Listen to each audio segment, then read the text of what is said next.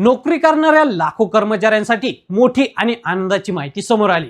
नवीन labour कोडनुसार ग्रॅच्युटीच्या नियमामध्ये मोठा बदल करण्यात आलाय। आता फक्त एका वर्षाची सेवा पूर्ण केल्यानंतरही कर्मचाऱ्यांना ग्रॅच्युटी मिळणार आहे। या बदलानुसार फिक्स टर्म एम्प्लॉई म्हणजे ठराविक कालावधीच्या करारानुसार काम करणाऱ्या कर्मचाऱ्यांना आता ग्रॅच्युटीसाठी 5 वर्षे पूर्ण होण्याची वाट पाहावी लागणार नाही।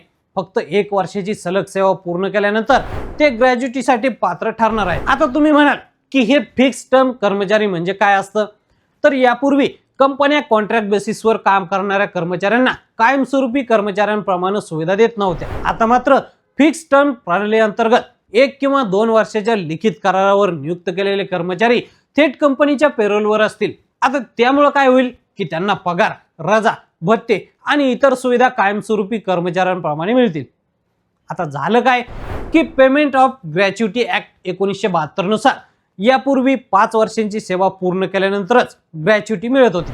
मात्र आता FTE कर्मचाऱ्यांसाठी ही अट शिथिल करण्यात आली आहे। जर एखाद्या कर्मचाऱ्याचा कॉन्ट्रॅक्ट 1 वर्ष किंवा त्यापेक्षा जास्त असेल तर त्याला त्या कालावधीप्रमाणे ग्रॅच्युटी मिळणार आहे। नवीन लेबर कोडनुसार कर्मचाऱ्यांच्या एकूण CTC मधील किमान 50% रक्कम ही बेसिक सॅलरी असणे आवश्यक आहे। HRA, ट्रॅव्हल अलाउन्स यांसारखे भत्ते 50% पेक्षा जास्त असतील तर अतिरिक्त रक्कम बेसिक मध्ये जोडली जाईल। त्यामुळे काय होईल तर बेसिक सॅलरी वाढेल आणि त्याचा थेट फायदा ग्रॅच्युटी आणि PF वर होणार आहे।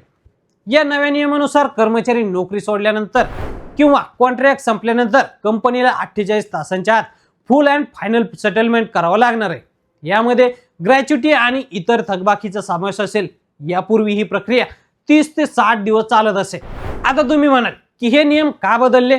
तर हे बदल विशेषतः प्रोजेक्ट बेस किंवा आपत्कालीन कॉन्ट्रॅक्टवर काम करणाऱ्या कर्मचाऱ्यांसाठी करण्यात आले।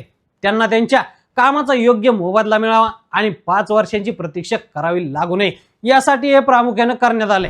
सरकारने स्पष्ट केले की हा नवीन नियम फक्त 21 नोव्हेंबर 2025 नंतर रुजू होणाऱ्या कर्मचाऱ्यांनाच लागू होईल। त्यापूर्वी रुजू झालेल्या कर्मचाऱ्यांना जुने नियम म्हणजेच किमान 5 वर्षांच्या सेवेचा नियम लागू राहील। आता तसं पाहिलं तर ग्रॅच्युटी म्हणजे साधारण कर्मचाऱ्यांना दिली जाणारी एक प्रकारची थँक्यू अमाउंट असते।